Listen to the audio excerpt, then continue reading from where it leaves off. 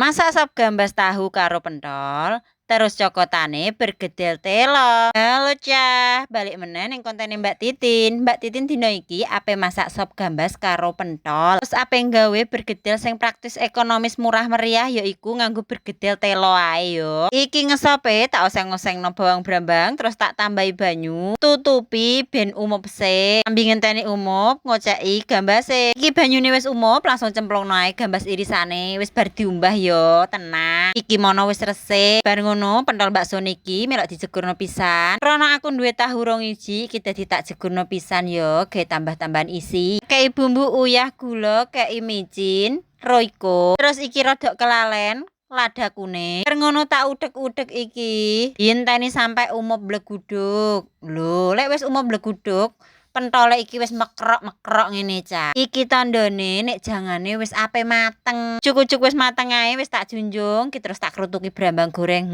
Lah kok ambune swegere ngene. Ini kae jane wis kena nggih mangan, tapi nek gak ono coklatane yo kaya ana sing kurang. Langsung ae tak ocekno telo iki. Bergedel sing praktis murah meriah. Mergo kentang larang saiki dadi digenti telo Jawa ae. Yo yo iki wis ape mathuki poso. Iki iso gawe referensi gawe menu berbuka utawa menu sahur Cah. Lah iya Cah, telone kok yo ana sing buresen barang. Wis lanjut iki diirisi ae telone cilik-cilik. Irisi sesuai seleranem. Sak karepem pokoke ape mbok irisi gede cilik kotak lonjong karek kowe. Yo telo sitok ae diirisi dadi semene kiye lho. Wis manasno lengone dhuwur wajan, langsung kita jegurno ae telane. Telo iki iso mbok goreng utawa mbok kukusno dang ya Cah. Nek aku seneng tak goreng kaya ngene. Bar ngono bawang brambange iki melok tak goreng pisan, kok nek diulek ben rambune seger. Nyambi ngenteni bawang brambange mateng, iki telane tak ulek dhisik. Ulek telo iki luwih gampang timbang ngulek kentang lho ya.